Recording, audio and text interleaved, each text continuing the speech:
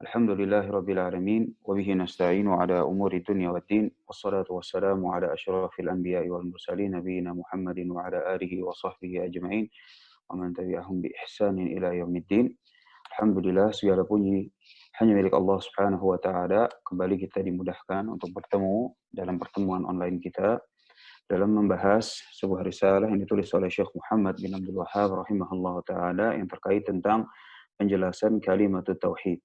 Dan insyaallah taala kita akan masuk kepada pertemuan yang kedua, maka kita meminta kepada Allah Subhanahu wa taala agar menjadikan pertemuan online kita ini pertemuan yang bermanfaat, yang dengannya kita bisa ambil ilmu sebagai bekal beramal kita dalam mengumpulkan segala kebaikan yang kita butuhkan untuk bertemu dengan Allah Subhanahu wa taala dengan pertemuan yang baik. Amin amin ya rabbal alamin.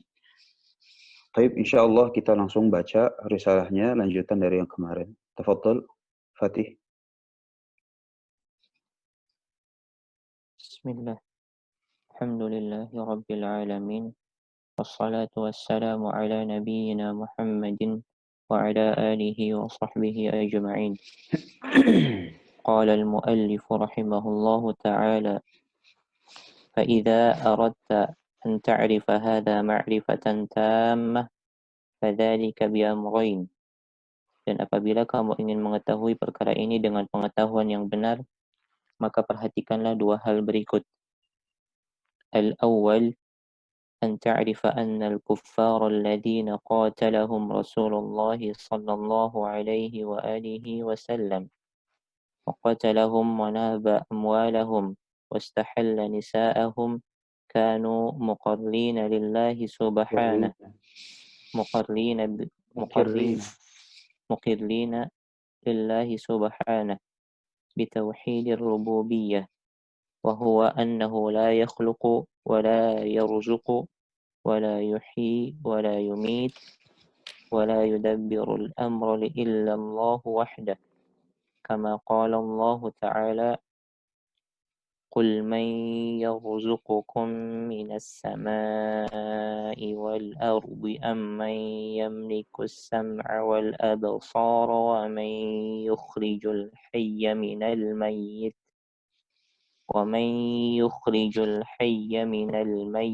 ويخرج الميت من الحي ومن يدبر الأمر فسيقولون الله. Pertama, ketahuilah bahwa orang-orang kafir yang Rasulullah Sallallahu Alaihi Wasallam perangi mereka dan bunuhi mereka dan halalkan harta mereka dan wanita-wanita mereka dahulu mereka mengakui tauhid rububiyah bagi Allah. Tauhid rububiyah adalah meyakini bahwa tidak ada yang menciptakan, memberi rezeki, menghidupkan dan mematikan, mengurus urusan selain Allah semata. Sebagaimana firman Allah Ta'ala, katakanlah, siapakah yang memberi rizki kepadamu dari langit dan bumi? Atau siapakah yang kuasa menciptakan pendengaran dan penglihatan? Dan siapakah yang mengeluarkan yang hidup dari yang mati dan yang mengeluarkan yang mati dari yang hidup? Dan siapakah yang mengatur segala urusan? Maka mereka menjawab, Allah. Maka katakanlah, mengapa kamu tidak bertakwa kepadanya? Istamir. وهذه مسألة عظيمة مهمة، وهي أن تعرف أن الكفار شاهدون بهذا كله ومقرون به ومع ذلك لم يدخلهم في الإسلام ولم يحرم دماءهم ولا أموالهم، وكانوا أيضا يتصدقون ويحجون ويعتمرون ويتعبدون ويتركون أشياء من المحرمات خوفا من الله عز وجل. Ini adalah perkara besar, agung dan penting, yaitu kamu mengetahui bahwa orang-orang kafir yang Rasulullah Sallallahu Alaihi Wasallam perangi menyaksikan akan hal ini semuanya dan mengakuinya. Tapi kendati begitu, keyakinan mereka ini tidak cukup menjadikan mereka masuk Islam, tidak mengharamkan darah mereka dan harta mereka. Di samping itu, mereka bersedekah, haji, umroh, mengerjakan ibadah, dan meninggalkan hal-hal yang haram karena takut kepada Allah Azza wa Jal. Baik, barakallahu fiik. Jadi setelah sebelumnya Syekh mengemukakan beberapa permasalahan-permasalahan terkait tentang betapa pentingnya mengetahui la ilaha illallah, di mana sebelumnya Syekh menyebutkan bahwa kalimat la ilaha illallah adalah al-fariqah bainal kufri wal Islam. Dia itu adalah garis pemisah antara Islam dengan kekufuran. Kemudian Syekh juga bilang bahwa inilah kalimat takwa yang dengannya perbuatan takwa hamba itu bernilai di sisi Allah Subhanahu wa taala dan juga bisa melindungi pelakunya dari adab jahannam waliyadzubillah. Dan juga Syekh telah menyinggung bahwa kalimat la ilaha illallah itu adalah urwatul wuthqa, yaitu tali buhul yang kokoh yang berisikan yakfur bit taghut wa yu'min billah, tentang mengkufuri at-taghut dan juga beriman kepada Allah Subhanahu wa taala. Kemudian setelah itu Syekh juga melanjutkan bahwa inilah dia kalimat yang Nabi Ibrahim alaihissalam jadikan sebagai pegangan pedoman bagi siapa saja yang datang dari keturunannya maupun generasi yang datang setelahnya alaihissalam. Maka tentunya setelah mengetahui hal tersebut, Syekh juga menyebut bahwa kalimat la ilaha illallah, kalimat ini tidak cukup jika hanya diucapkan dengan lisan. Dengan lisan, sebagaimana dibawakan contoh tentang kasusnya para munafikin, yaitu orang-orang yang telah beribadah, yang secara zahirnya itu adalah orang Islam, mengucapkan la ilaha illallah, mereka salat, mereka jihad, akan tetapi Allah Subhanahu wa taala bilang tentang mereka, innal munafiqina fid darkil asfali minan nar, bahwa orang-orang munafik berada di kerak atau neraka jahanam yang paling bawah. Kemudian juga Syekh menyebutkan tentang sebuah salah tafsir dari atau sebuah tafsir la ilaha illallah, di mana supaya kita itu jangan sampai terpengaruh dari tafsir-tafsir yang enggak benar. Di mana Syekh juga menyebutkan bahwa ilah itu dimaknai juga dengan sebagai wali atau wasaid. Perantara. Sehingga kalimat la ilaha illallah itu adalah sebagai pembatal ibtalul wasaid, yaitu membatalkan adanya perantara-perantara yang bisa diberikan ibadah selain Allah Subhanahu wa taala. Maka setelah memaparkan hal-hal yang begitu penting ini, maka tentunya bagi orang yang telah mengucapkan la ilaha illallah, tibalah pada saatnya dia untuk membuktikan ilmu dan amalannya dia, apa yang telah dia persaksikan dari kalimat tersebut. Maka dari sini Syekh pun menyebutkan, fa idza aradta an ta'rifa hadza ma'rifatan tammah, maka apabila kita ingin mengilmui, bukan dalam semua hal tentang la ilaha illallah, tetapi di sini Syekh ingin membangun sebuah fondasi tentang la ilaha illallah, tentang kalimat tauhid ini, bahwa apabila kita ingin membangun sebuah fondasi, mengenal, mengetahui, mengilmui tentang kalimat la ilaha illallah, maka di antara fondasi yang paling penting itu ada dua hal. Ada dua hal. Yang pertama, itu Syekh menyebutkan bahwa dahulu orang-orang kafir yang diperangi oleh Rasul sallallahu alaihi wasallam, yang diperangi itu hanya mengakui tauhid rububiyah. Nah, kenapa sih tauhid rububiyah itu kenapa tauhid rububiyah itu nggak cukup? Maka sebelum kita berangkat apa itu tauhid rububiyah, maka tentunya kita harus menerangkan hal ini. Apa sih tauhid? Dan ini sudah ana rasa sudah sering kali ana utarakan, tapi nggak apa-apa. Kita ucapkan atau kita paparkan sekali lagi bahwa tauhid itu adalah ifradullah bihaqqih. Mengesahkan Allah Subhanahu wa taala, mengesahkan Allah dalam hak-haknya. Apa itu hak Allah? Maka hak Allah Subhanahu wa taala itu ada dua.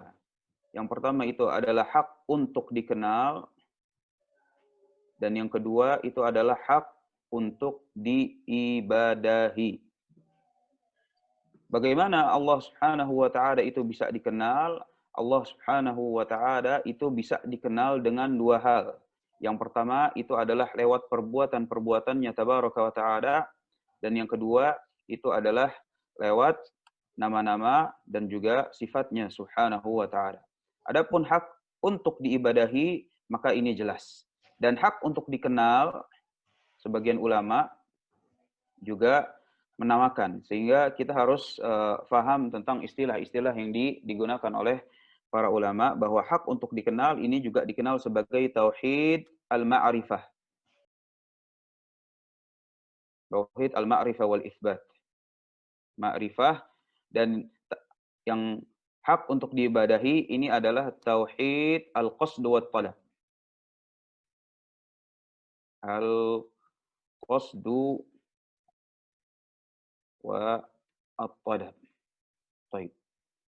Nah, dari sini kita bisa kembangkan berikutnya sebagaimana para ulama mutaakhirin mereka menamakan pakem untuk dua hak Allah Subhanahu wa taala tersebut, di mana lewat perbuatan-perbuatannya, ini yang namanya itu adalah tauhid rububiyah.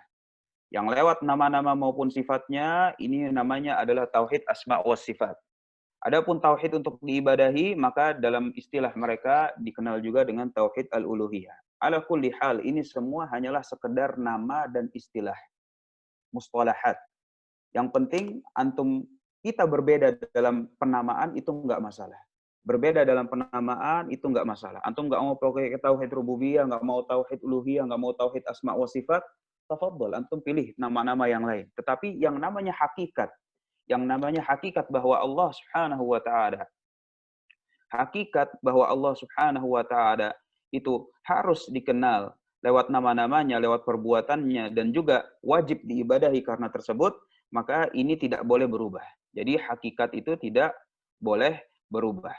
Adapun pemaparannya, penamaannya, atau misalnya istilah yang mau digunakan, maka ini berbeda antara satu ulama dengan ulama yang lain. Sebagaimana justru tauhid ma'rifah dan tauhid al-qasd wa talab inilah yang biasanya dipakai oleh Ibnu Al-Qayyim dan juga gurunya yaitu Syekhul Islam Ibnu Taimiyah rahimahullah taala. Oh, kok beda, Ustaz?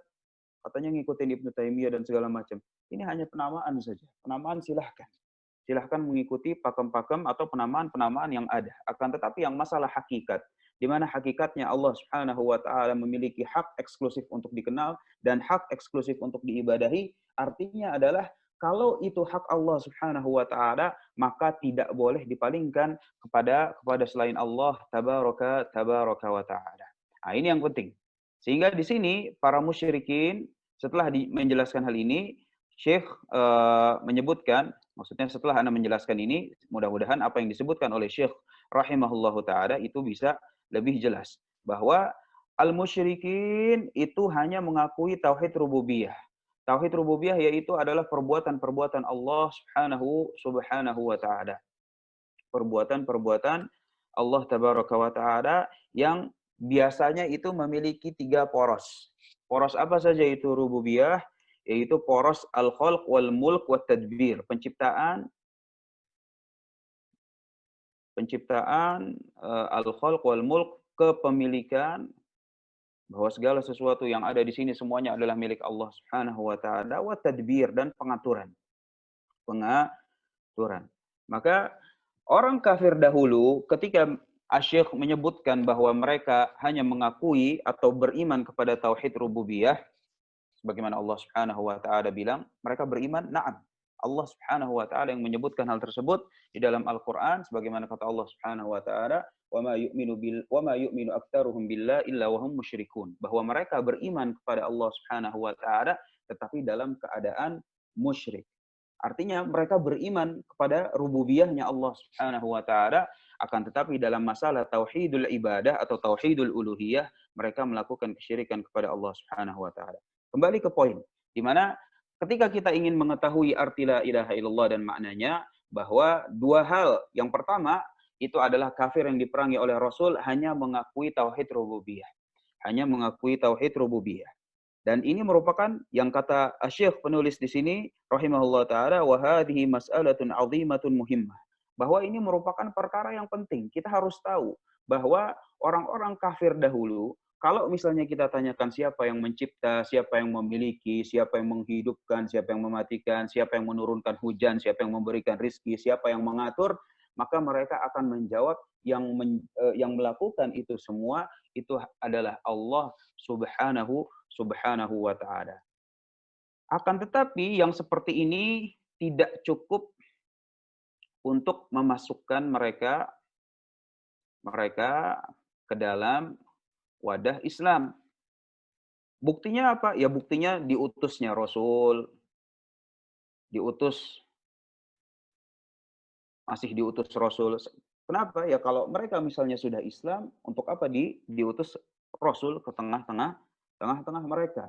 Dan Rasulnya itu ngapain? Rasulnya itu justru mengajak untuk berislam.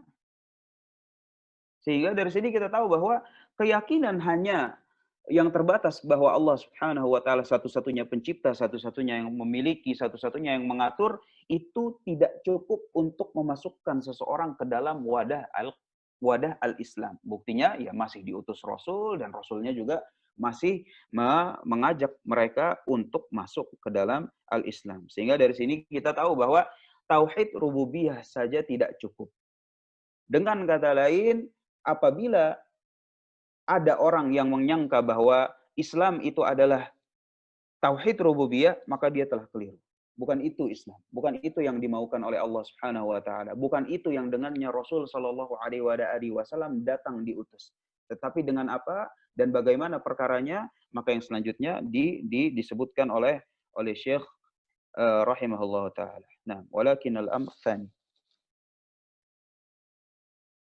ولكن الأمر الثاني هو الذي كفرهم وأحل دماءهم وأموالهم، وهو أنهم لم يشهدوا لله بتوحيد الألوهية، وهو أنه لا يدعى ولا يرجى إلا الله وحده لا شريك له، ولا يستغاث بغيره ولا يذبح لغيره ولا ينذر لغيره، لا لملك مقرب ولا نبي مرسل، فمن استغاث بغيره فقد كفر، ذبح لغيره فقد كفر، ومن نذر لغيره فقد كفر وأشبه ذلك.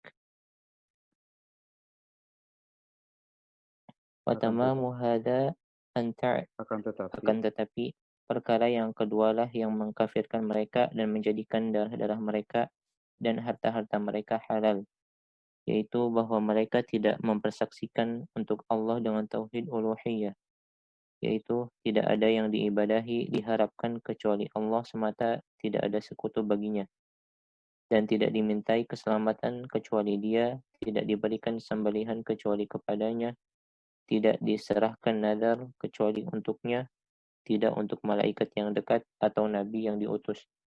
Dan barang siapa minta keselamatan kepada selain Dia, maka telah kafir. Dan barang siapa menyembelih untuk selain Dia, maka telah kafir. Dan barang siapa bernadar untuk selain Dia, maka telah kafir, dan seterusnya. Baik.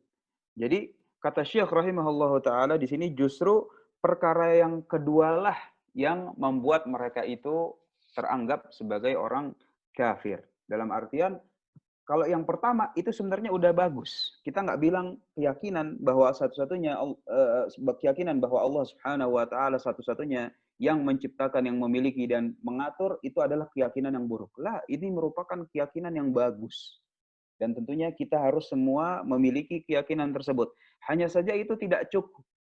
Sehingga supaya cukup, mereka harus bersaksi dengan tauhid uluhiyah.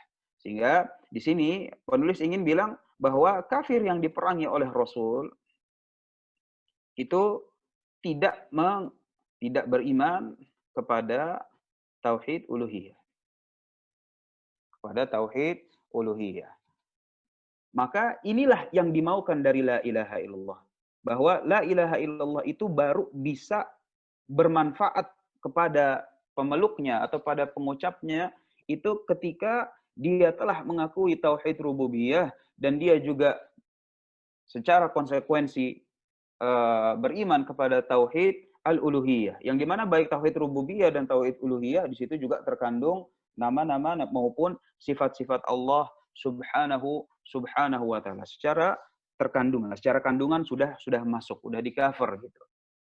Tetapi gini, artinya la ilaha illallah itu adalah sebuah kalimat yang bukan ini loh batasannya. La ilaha illallah itu nggak bisa bermanfaat kalau cuma sampai sebatas tauhid rububiyah. Tetapi dia harus memiliki tauhid al-uluhiyah. Bahkan yang inilah visi atau misi yang dengannya Rasul Shallallahu Alaihi Wasallam itu diutus. Yang dengannya pula Rasul Shallallahu Alaihi Wasallam berjihad melawan mereka. Yang dengannya pula Rasul Shallallahu Alaihi Wasallam itu dimusuhi, diboikot, diusir, dan segala macam yang terkait dengan dakwahnya Rasul Shallallahu Alaihi Wasallam, dan hal ini ma'ruf dalam sirahnya beliau Shallallahu Alaihi Wasallam. Sehingga la ilaha illallah yang dimaukan itu adalah la ilaha illallah yang bukan cuma bersaksi bahwa Allah Subhanahu wa taala sebagai satu-satunya yang mencipta, satu-satunya yang memiliki, satu-satunya yang mengatur, tetapi la ilaha illallah yang dimaukan baik oleh Allah Subhanahu wa taala maupun Rasulnya Shallallahu Alaihi Wasallam itu adalah ketika di situ telah terpenuhi tauhid al-uluhiyah. Tanpa hal yang seperti ini, maka bukan inilah Islam yang diturunkan, yang diberikan kepada Nabi kita Shallallahu Alaihi Wasallam, bahkan kepada Rasul-Rasul sebelumnya, sebagaimana kata Allah Subhanahu Wa Taala, walaqad ba'atsna fi kulli ummatin rasulan an i'budullah wajtanibut taghut. Dan kata Rasul Shallallahu Alaihi Wasallam, inna ma'syara al-anbiya dinuna wahid. Bahwa seluruh para rasul, din kami, misi kami, akidah kami, agama pokok kami itu satu. Yaitu apa? Bukan cuma tercukup pada rububiyah, tetapi juga harus ada tauhid al-uluhiyah. Maka dengan inilah mereka, yaitu orang-orang kafir, justru diperangi oleh Rasul Shallallahu Alaihi Wasallam, dan diperangi itu dibangun di atas keyakinan bahwa mereka bukan satu wadah. Apapun antum mau nyebutnya, baik ini adalah takfir, ini adalah apa segala macam, terserah. Itu masalah istilah saja. Ya tentunya dalam istilah syariat sebutannya itu adalah takfir. Tetapi jika kita ingin menghaluskan bahasa, ya kita bilang aja di atas keyakinan bahwa mereka bukan satu wadah. Dimana kalau sudah ada keyakinan mereka bukan satu wadah, barulah bisa dibangun di atasnya al-qital, dibangun di atasnya al-qital. Ala kulli hal. Maka dua hal inilah yang menyebabkan atau pondasi penting bahwa la ilaha illallah itu bisa bermanfaat, itu bisa bernilai di sisi Allah Subhanahu wa taala. Nah,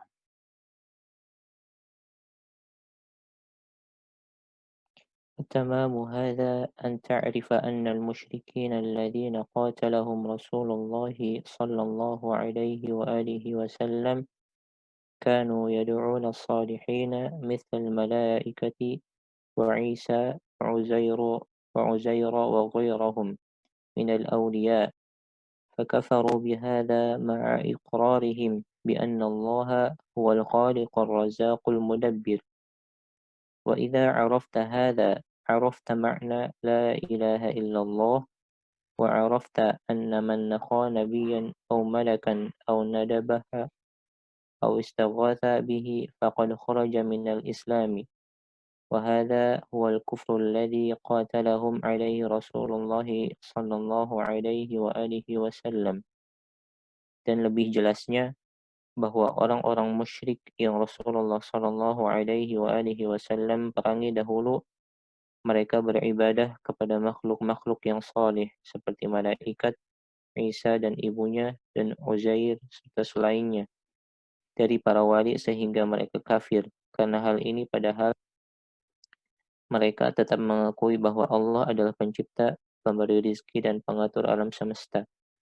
Apabila kamu telah mengetahui hal ini, tahulah kamu makna la ilaha illallah, dan tahulah kamu bahwa siapa saja yang berdoa kepada seorang nabi atau malaikat atau memanggil-manggilnya atau meminta keselamatan kepadanya, dan dia telah keluar dari Islam. Inilah kekufuran yang Rasulullah Shallallahu Alaihi Wasallam dahulu perangi. Baik. Maka di sini kembali lagi Asy-Syaikh menyinggung cuma sebagai penegas saja bahwa keadaan orang-orang kafir yang dulu diperangi Rasul Shallallahu Alaihi Wasallam, mereka membatasi keyakinan tentang Allah Subhanahu Wa Taala, keyakinan tentang Allah Subhanahu Wa Taala hanya kepada tauhid rububiyah. Akan tetapi mereka juga harus diketahui bahwa mereka itu beribadah kepada Allah Subhanahu wa taala. Pada Allah Subhanahu wa taala. Tetapi bukan di sini masalahnya. Masalahnya itu adalah bahwa mereka juga beribadah kepada selain Allah Subhanahu wa taala. Baik kepada sebagaimana di sini kata penulis rahimahullahu taala kepada para wali, ya kan, sebagaimana Latta, Uzza, Manat, Hubal, kemudian juga kepada malaikat, ada juga yang beribadah kepada Isa, ada yang juga beribadah kepada Uzair. Maka ini merupakan justru apa ya namanya? Bisa dibilang inilah dia yang dengannya Rasul Shallallahu Alaihi Wasallam diutus sebagai Rasul dalam memberantas hal ini, yaitu tauhid rububiyah bagus, beribadah kepada Allah Subhanahu Wa Taala bagus tentunya.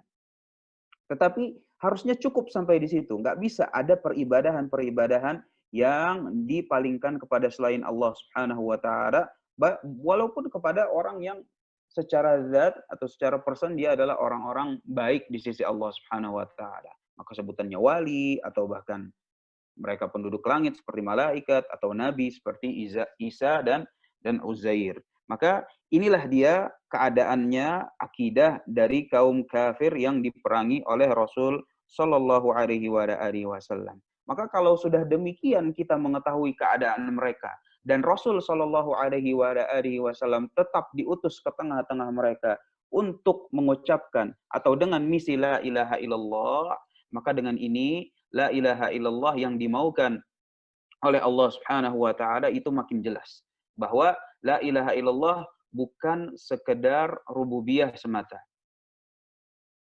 Tetapi la ilaha illallah dari rububiyah itu harus mengkonsekuensikan, melazimkan dengan tauhid uluhiyah. Tauhid uluhiyah artinya adalah Allah sebagai satu-satunya yang berhak untuk diberikan ibadah. Apapun bentuknya, baik besar ataupun kecil. Maka barang siapa yang hal ini tidak terpenuhi atau bahkan melakukan ibadah kepada selain Allah Subhanahu wa taala, maka tentunya dia sebagaimana kata penulis rahimahullah taala, ya bukan orang Islam. Bukan orang Islam. Sebagaimana jangankan yang sudah mengucapkan, artinya jangankan sebelum Rasul Shallallahu Alaihi jangan sesudah Rasul Shallallahu Alaihi Wasallam diutus. Sebelum Rasul diutus pun maka mereka pun juga sudah bukan orang Islam. Makanya dia Rasul Shallallahu Alaihi Wasallam diutus. Maka tentunya ketika diutus di sini adalah tugasnya itu adalah untuk menegakkan hujjah yang dengannya bisa dilakukan di atas hal tersebut permasalahan al-qital. Maka dari sini kita harus mengetahui, maka barang siapa yang keadaannya sama dengan orang-orang kafir yang dahulu Rasul Shallallahu Alaihi Wasallam diperangi, maka ketika zaman dahulu statusnya bukan orang Islam, maka statusnya juga pada zaman ini dan zaman-zaman yang akan datang sama, bahwa bukan orang Islam. Nah, lanjut. إن قال قائل من المشركين نحن نعرف أن الله هو الخالق الرزاق المدبر يمكن هؤلاء الصالحين أن يكونوا مقربين ونحن ندعوهم وننذر لهم وندخل عليهم ونستغيث بهم ونريد بذلك الوجاهة والشفاعة وإلا نحن نفهم أن الله هو الخالق المدبر. Apabila ada orang musyrik yang berkata, kami tahu bahwa Allah pencipta, pemberi rezeki dan pengatur alam semesta, tapi orang-orang salih itu adalah orang-orang yang didekatkan kepada Allah, dan kami menyeru mereka dan bernazar untuk mereka dan mendekatkan diri kepada mereka dan minta keselamatan melalui mereka. Yang kami inginkan dengan itu semua adalah kedudukan dan syafaat mereka, karena kami telah memahami bahwa Allah adalah pencipta, pemberi rizki dan pengatur alam semesta. Faqul Baik. kalamuka. Baik. Maka di sini Asy-Syaikh menyebutkan tentang salah satu syubhatnya musyrikin. Maka di sini kita penting untuk mengenal konteks pengucapan kata-kata musyrik di sini. Karena di sini kata penulis rahimahullah taala, fa in qada qa'il minal musyrikin, apabila ada seorang dari musyrikin, dari orang-orang musyrik yang mengatakan, maka di sini pertanyaannya, orang musyrik di sini siapa? Orang Hindu Buddha gitu. Ya kan? Apa orang ateis? Ya kan? Atau apa komunis? Siapa orang musyrik di sini? Gitu.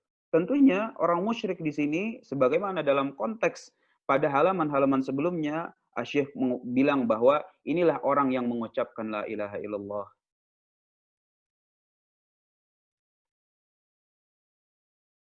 Inilah orang yang nggak ngerti, jahil tentang kalimat la ilaha illallah.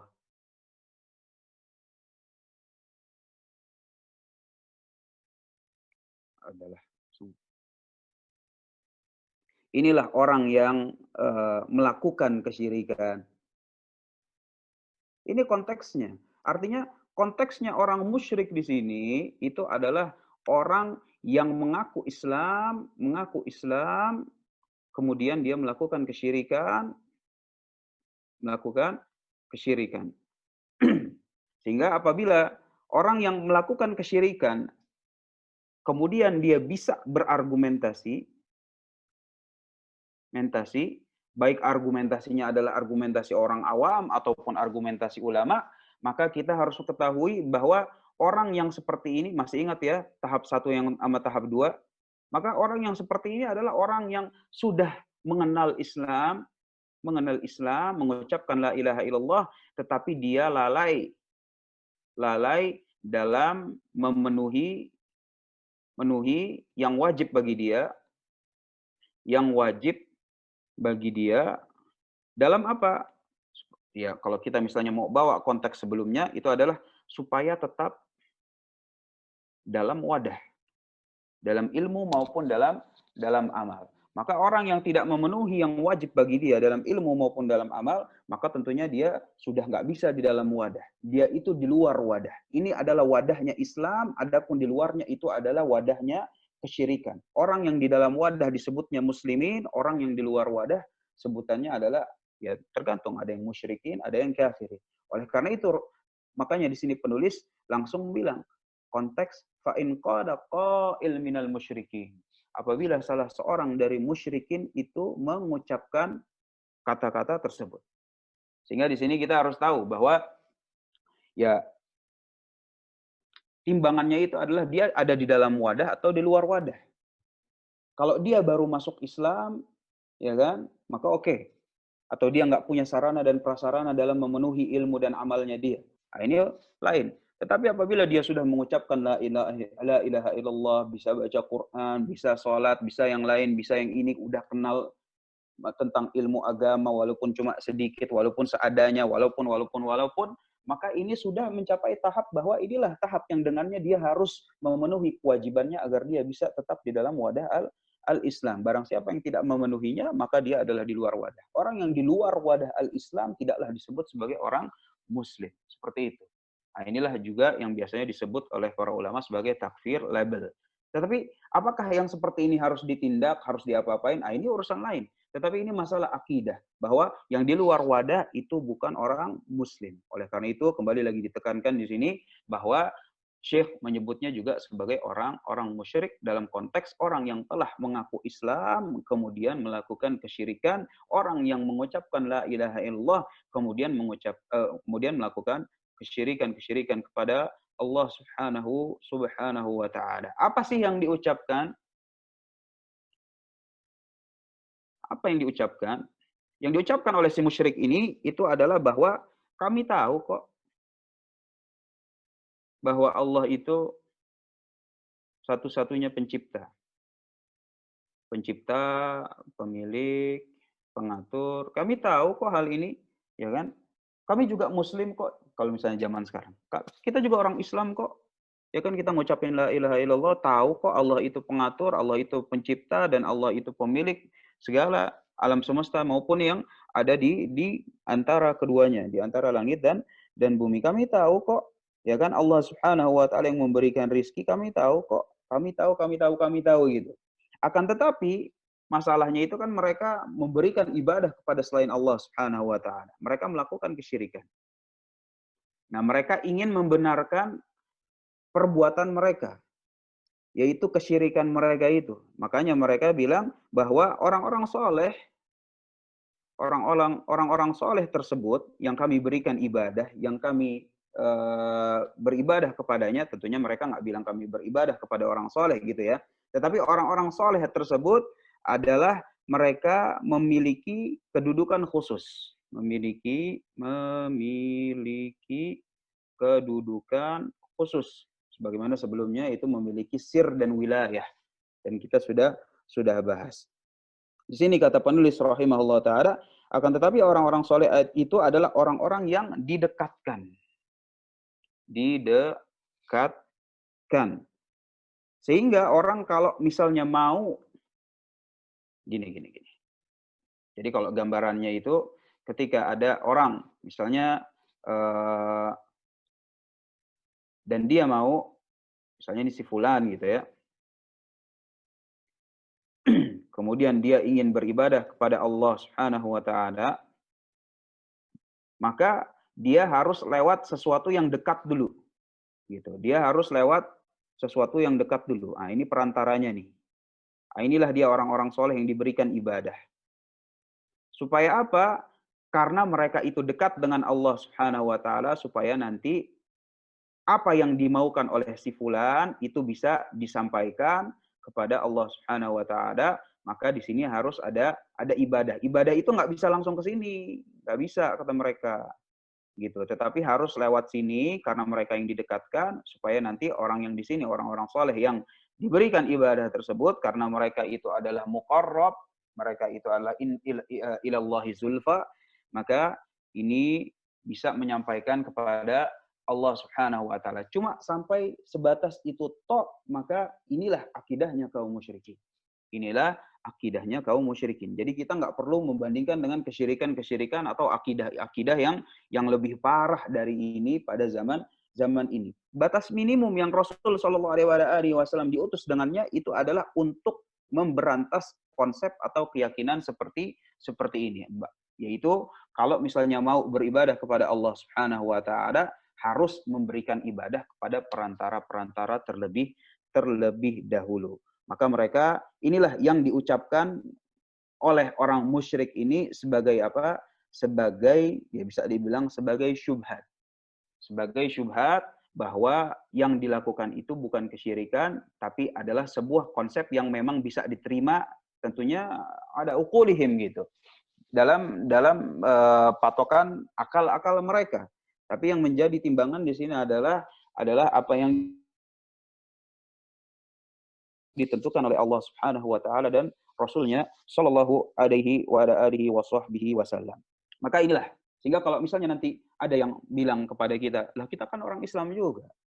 Kan kita mengucapkan la ilaha illallah. Kan kita mengakui bahwa Allah Subhanahu wa taala itu satu-satunya yang menciptakan, memberi rizki, yang mematikan, menghidupkan, mengatur alam semesta, mengatur langit dan bumi di antara keduanya. Maka ini nggak cukup. Bukan di situ pembeda antara Islam dengan kekufuran. Bukan di situ pembeda antara mana ajaran Muhammad, mana ajaran yang selain dari agama kita maupun selain dari ajarannya para rasul. Bukan di situ. Tetapi ajaran yang dibawa yang diutus dengannya Rasul Shallallahu Alaihi Wasallam itu adalah ajaran bahwa nggak boleh ada peribadahan yang diberikan kepada selain Allah Subhanahu wa taala. Sebagaimana kata penulis selanjutnya. Kalamuka hadza أقول كلامك هذا مذهب أبي جهل وأمثاله، فإنهم يدعون عيسى وعزيرا والملائكة والأولياء، يريدون ذلك كما قال تعالى: والذين اتخذوا من دونه أو والذين اتخذوا من دونه أولياء ما نعبدهم إلا ليقربونا إلى الله زلفى. وقال تعالى: ويعبدون من دون الله ما لا يضرهم ولا ينفعهم ويقولون هؤلاء شفعاؤنا عند الله. Maka jawablah, ucapanmu ini adalah madhabnya Abu Jahal dan yang semisal dengan mereka, karena dahulu mereka menyeru Isa dan Uzair dan para malaikat dan wali. Yang mereka inginkan dengan itu semua adalah seperti yang Allah Ta'ala firmankan. Dan orang-orang yang mengambil selain dia sebagai wali-wali berkata, kami tidak beribadah kepada mereka selain agar mereka mendekatkan diri kami kepada Allah dengan sedekat-dekatnya. Dan firman Allah, dan mereka beribadah kepada selain Allah dari apa-apa yang tidak mencelakakan mereka dan tidak memberi mereka manfaat. Dan mereka berkata, mereka adalah para pemberi syafaat kami di sisi Allah. Baik. Maka di sini kata penulis rahimahullah taala ini adalah madhabnya Abu Jahal. Ini adalah madhabnya Abu Jahal atau ajarannya Abu Jahal. Ajarannya Abu Jahal. Artinya gini, orang yang berkeyakinan dengan ajarannya Abu Jahal itu tidak disebut sebagai orang Islam. Sehingga Ana ingin memberikan sebuah gambaran gitu. Kalau orang sudah beribadah seperti kayak begini, ya kan, bahwa Allah Subhanahu wa taala itu kalau misalnya mau dikabulkan hajatnya maka harus memberikan ibadah kepada wali fulan, kepada habib fulan, kepada para wali, kepada malaikat, kepada penunggu-penunggu, kepada arwah-arwah. Ini mazhabnya Abu Jahal. Artinya gini. Taruhlah ana hapus ya. Gitu. Maka gambarannya itu adalah yang ini loh gambarannya. Gitu. Si fulan mau menuju kepada Allah Subhanahu wa taala, maka dia nggak bisa langsung tetapi harus ada ibadah yang dipalingkan kepada selain Allah Subhanahu wa taala. Kenapa harus ada ibadah yang dipalingkan kepada selain Allah Subhanahu wa taala? Liyuqarribuna ilallahi zulfa. Itu justru untuk mendekatkan diri kami kepada Allah Subhanahu wa taala. Maka yang kayak begini itu sudah fix ajarannya Abu Jahal. Artinya kalau orang sudah memiliki yang kayak begini, maka udah nggak relevan lagi. Sudah nggak relevan apa? Sudah nggak relevan ngucapin la ilaha illallah atau bukan? Atau tidak? Ya, karena kita sama-sama tahu, udah dibilang sama penulis tadi bahwa la ilaha illallah bukan sekedar ucapan. Sehingga apapun bentuknya, ngucapin la ilaha illallah atau bukan, kalau akidahnya udah seperti ini, maka akidahnya bukan akidah muslimin, tetapi akidahnya musyrikin. Oleh karena itu, kita sebagai ahlu tauhid, yang mudah-mudahan Allah Subhanahu wa taala teguhkan di atasnya, itu jangan sampai bingung. Jangan sampai bingung. Kenapa? Kalau bingung justru ini merupakan ya bisa dibilang senjata bagi orang-orang yang nggak suka sama dakwah tauhid.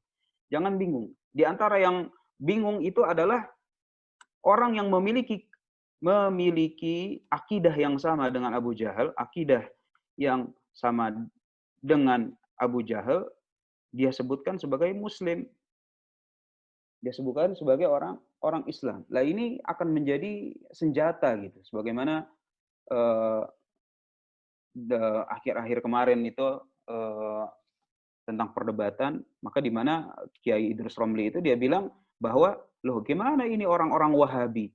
Dia bilang bagaimana bisa orang Muslim lebih buruk dari Abu Jahal? Kenapa dia bisa bilang kayak begitu sehingga menjelek-jelekkan dakwah tauhid? Karena ada sebagian oknum yang bingung bahwa akidah yang seperti ini cuma dinamain sebagai orang orang muslim. Ya tentunya orang yang nggak suka dengan dakwah tauhid akan bilang, loh Kif, nggak mungkin orang yang jabatannya atau labelnya itu muslim itu justru lebih buruk daripada Abu Jahal. Maka kita jangan bingung, jangan bilang afwan Pak, bukan muslim, musyrik. Gitu. Maka kalau dia bilang, masa sih musyrik lebih buruk dari Abu Jahal? Ya emang kenapa? Gak ada masalah di situ musyrik lebih buruk dari Abu Jahal. Masih banyak yang lebih buruk daripada keyakinan-keyakinannya Abu Jahal. Coba lihat yang di Kemukus itu. Itu lebih buruk daripada Abu Jahal. Atau enggak dari yang bagaimana orang-orang yang nyembah sapi, yang kotorannya bahkan dicari berkah di situ. Abu Jahal nggak nyampe ke situ, Pak. Sehingga kalau kita bilang musyrikin lebih buruk dari Abu Jahal, maka yang seperti ini tidak memberikan kesan buruk terhadap atau kesan tanakut gitu, kesan yang kok bertolak belakang yang seperti itu. Tapi apabila orang yang mengusung dakwah tauhid itu adalah justru orang-orang yang bingung, yang dibilang bahwa orang yang melakukan kesyirikan itu masih muslim, yang akidahnya sama sama Abu Jahal juga masih muslim, sehingga ketika nanti datang kalimat-kalimat dari syekh yang seperti ini, kalamuka hadza, bagaimana di sini kata syekh, kalamuka hadza, ucapan kamu ini persis adalah mazhabnya Abu Jahal. Bahkan di Kasyful Syubhat kata Syekh rahimahullah taala, la khaira fi rajulin, bahwa enggak ada kebaikan bagi seorang lelaki yang kufar Quraisy, yang dahulu orang-orang kafir Quraisy yang diperangi oleh Rasul sallallahu alaihi wasallam, a'lamu minhu min kalimati fi kalimati la ilaha illallah. Enggak ada kebaikan fi rajulin, atas seseorang yang justru Abu Jahal, Abu Lahab itu lebih mengetahui la ilaha illallah. Ini merupakan kalimat-kalimat yang datang dari para ulama kita. Maka apabila kita sudah memondasikan diri kita dengan sebuah istilah-istilah yang keliru, bahwa pelaku kesyirikan itu adalah muslim, maka kalimat ini akan membuat kebingungan. Wah, masa sih? Masa muslim dibilang lebih buruk daripada Abu Jahal? Oh, emang dakwah Wahabi ini dakwah yang keliru. Nggak mungkin. Dia tuh jelek. Mana ada muslim lebih baik, lebih buruk daripada Abu Jahal? Ya kan? Seperti ini menimbulkan kerancuan-kerancuan yang hanya memperkeruh, memperjelek dakwah at-tauhid. Maka kembali lagi ke masalah. Maka ini adalah gambarannya. Gambarannya bahwa dahulu mereka itu beribadah kepada selain Allah Subhanahu wa taala. Dihapus dulu sebentar.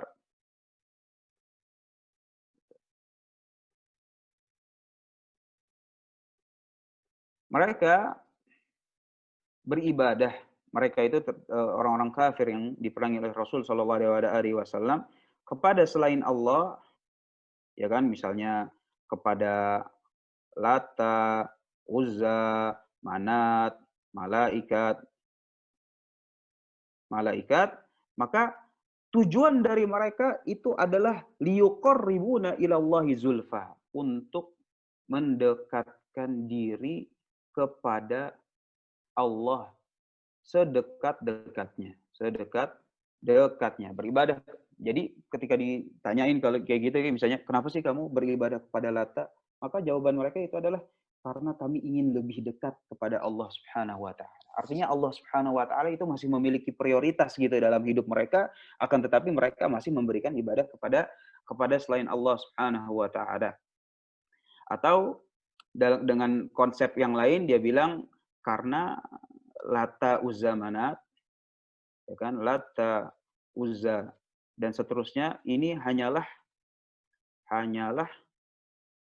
syafaat. Hanyalah syafaat gitu. Sehingga ya kalau bisa dibilang alasan mereka itu adalah alasannya orang-orang baik gitu. Secara apa ya? Secara kasat atau secara singkat gitu, oh pengen dekat sama Allah. Oh, mereka cuma syafaat.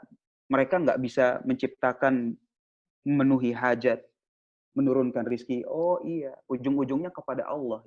Jadi mereka masih ujung-ujungnya itu masih kepada Allah Subhanahu wa taala. Yang masih ujung-ujungnya kepada Allah Subhanahu wa taala, ini saja sudah akidahnya musyrikin. Yang bilang ini adalah syafaat, itulah dia yang diperangi oleh Rasul sallallahu alaihi wasallam. Maka di sini ana hanya ingin menyinggung apa sih syafaat. Jadi syafaat itu sebenarnya dari kata-kata syafa'. Ya, syafa' yang itu bermakna genap. Kalau witir itu ganjil. Makanya kata Rasul sallallahu alaihi wasallam, "Innallaha witrun." Sesungguhnya Allah Subhanahu wa taala itu adalah ganjil. Dia Maha Satu, Maha Esa gitu. Kenapa dibilang genap? Ah, ini secara bahasa saja, di mana terkadang kalau Anda jelaskan lewat secara bahasa itu lebih mudeng. Artinya gini, orang kalau mau beribadah langsung kepada Allah Subhanahu wa taala, maka ini rasanya kurang afdol gitu. Ada yang kurang. Kurang, ya kalau kata bahasa orang Indonesia, harus digenapkan. Ya kan? Jadi kembali lagi ke konsep harus digenapkan, harus disyafa'akan, harus digenapkan. Nah, orang-orang yang bisa menggenapkan cara beribadah kepada Allah Subhanahu wa taala, maka itulah yang konsepnya itu adalah syafi' atau pemberi syafaat tentunya dalam kacamata akidahnya musyrikin. Sehingga berubahlah mereka kepada keyakinan bahwa kalau mau beribadah kepada Allah, jangan langsung. Kenapa kalau langsung? Ini ganjil. Biar genap, harus ada perantara. Siapa perantaranya? Perantaranya itu bisa Lata, bisa Uzza, bisa Manat, bisa Habib Fulan, bisa Sultan Fulan, bisa Abdul Qadir, bisa yang lain.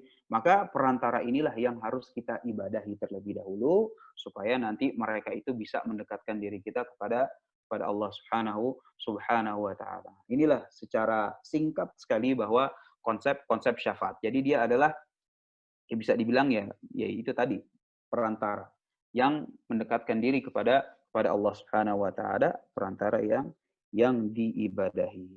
Nah, فإذا تأملت هذا تأملا جيدا عرفت أن الكفار يشهدون لله بتوحيد الربوبية وهو تفرد بالخلق والرزق والتدبير وهم ينخون عيسى والملائكة والأولياء يقصدون أنهم يقربونهم إلى الله ويشفعون عنده. Maka apabila kamu memperhatikan perkara ini dengan baik, kamu pun tahu bahwa orang-orang kafir mempersaksikan bagi Allah dengan tauhid rububiyah, yaitu hanya Allah semata yang menciptakan, memberi rezeki dan mengatur, bersamaan dengan keadaan mereka menyeru Isa dan para malaikat dan wali dengan maksud bahwa mereka mendekatkan diri mereka kepada Allah dengan sedekat-dekatnya dan memberi mereka syafaat di sisi Allah. Wa'arafta anna minal kuffari. jadi kalimat yang ini sebenarnya masih kalimat penegasan saja dari konsep-konsep yang sudah ada ya tentang bagaimana mereka hanya membatasi pada tauhid rububiyah dan tidak sampai kepada tauhid uluhiyah, bagaimana juga tentang Allah Subhanahu wa taala itu satu-satunya memberi rizki, yang mengatur. Bersamaan dengan itu mereka masih memberikan ibadah kepada selain Allah Subhanahu wa taala dan juga para wali. Maksudnya para wali sudah disebutkan ya bahwa wali yang mereka maksud itu adalah bukan wali yang ditolong oleh Allah Subhanahu wa taala, tetapi justru wali yang mereka itu bisa menolong Allah Subhanahu wa taala dalam hak-haknya Allah Subhanahu wa taala. Maka ini sudah disebutkan sehingga tidak perlu kita bahas kembali. Nah, langsung saja. Wa'arafta.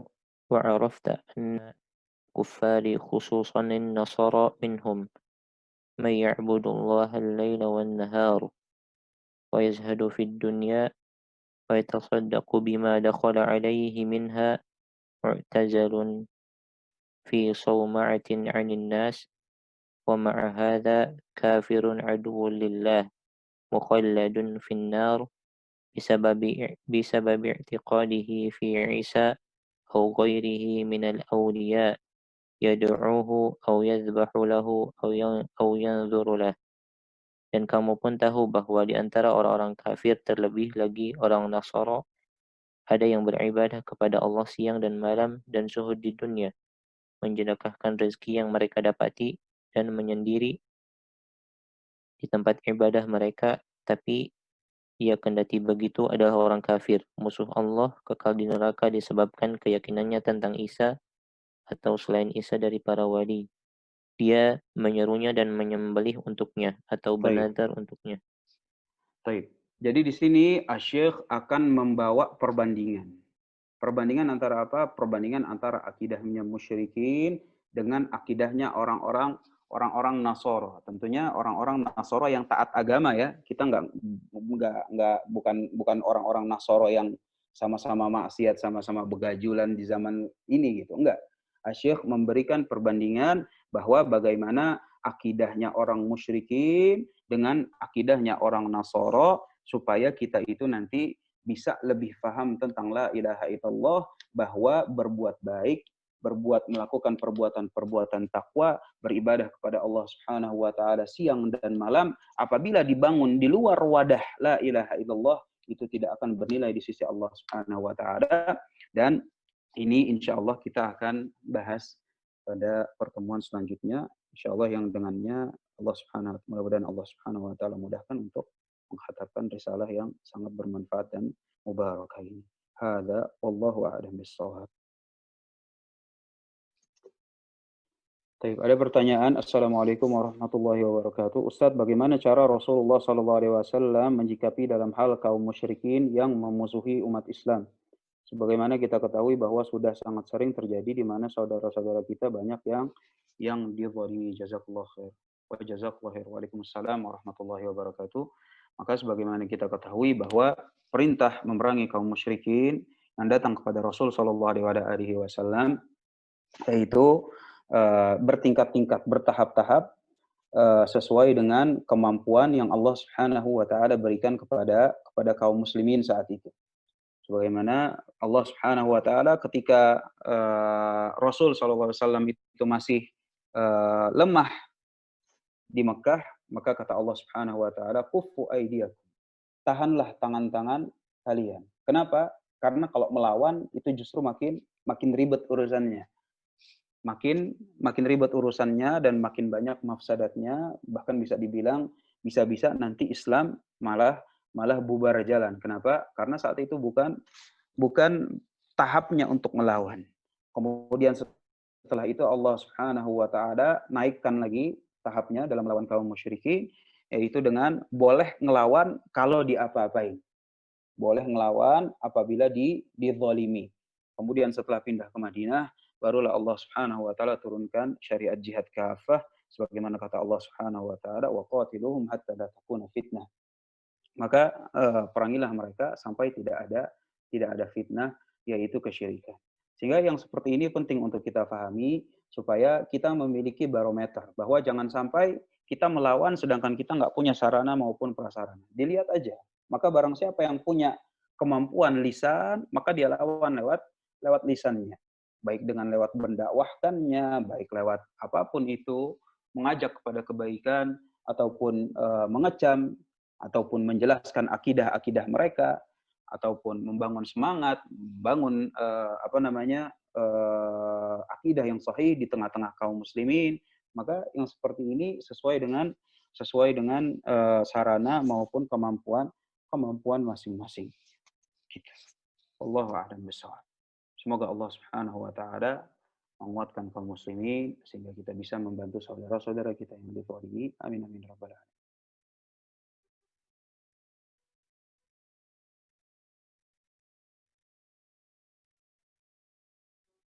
Assalamualaikum Ustadz, perihal yang disebutkan, saya dulu punya teman Kristiani, tidak mengucapkan kalimat syahadat. Artinya gini, akhi, mengucapkan kalimat syahadat itu nggak harus dengan asyhadu alla ilaha illallah wa asyhadu anna Muhammadar Rasulullah. Ya iya, tentunya itu kalau mau masuk Islam. Tetapi orang yang bahasanya bukan bahasa Arab, mereka mengucapkan la ilaha illallah dengan bahasa-bahasa mereka. Gitu. Sebagaimana orang Kristen ya dia bilang, ya saya juga menyembah Allah. Saya juga mengakui bahwa tiada Tuhan selain Allah, ya kan? Saya juga mengakui bahwa Tuhan itu yang Maha Esa. Ya kan, yang seperti ini terjadi nggak cuma di orang Kristiani saja, tetapi juga di orang Yahudi. Tentunya kalau mau masuk Islam ya harus dengan lafadz yang tadi. Akan tetapi eh, apa namanya ya, akidah mereka bahwa mereka meyakini bahwa Allah Subhanahu wa taala itu satu-satunya Tuhan. Satu-satunya Tuhan, akan tetapi itu tidak menghentikan mereka dari berbuat kesyirikan kepada Allah Subhanahu wa taala. Bagaimana di sini kata penanya, tapi dia mengakui, jadi dia punya teman Kristiani, tapi mengakui dia menyembah Allah, Tuhannya Nabi Isa. Di samping itu dia juga menyembah patungnya Nabi Isa. Apakah ini termasuk yang disebutkan asyikh, atau yang minimalnya yang mengucapkan la ilaha illallah? Maka nah, inilah yang termasuk disebutkan oleh penulis rahimahullah ta'ala. Kalau mau dengerin kajian ulangnya dari sesi pertama di mana alhamdulillah sudah diupload di YouTube Ngaji Tauhid, bisa juga langsung gabung ke Telegramnya Dar Ta'sil Ilm. Kesyirikan yang jali, yang tidak, itu contohnya apa saja? Kesyirikan yang jelas itu adalah kesyirikan yang bisa dilihat dan dinilai oleh mata gitu. Dan itu jelas. Baik dari segi kejadiannya jelas ataupun dari segi perkaranya jelas. Kayak contohnya misalnya ada orang yang sujud pada selain Allah Subhanahu wa taala. Ini jelas sudah bisa dilihat gitu. Ataupun misalnya ada orang yang bilang bahwa Nyi Roro Kidul itu pengatur pantai selatan. Nah, ini juga jelas dari segi perkaranya. Dari segi perkaranya. Sehingga kesyirikan yang jelas itu bisa ditinjau dari zahirnya, bisa dilihat, bisa juga ditinjau dari timbangan perkaranya, bahwa perkaranya adalah kesyirikan yang memang tidak ada perselisihan di dalamnya. Meminta didoakan oleh penghuni kubur, apakah bisa dikatakan meminta syafaat? Nah, baik, saya kira cukup ya. Barakallahu fikum wa ihtimamikum. Syukran jazakumullah khairan. Hada wallahu a'lam bishawab. Wa sallallahu ala nabiyyina Muhammadin wa ala alihi wa sahbihi wasallam.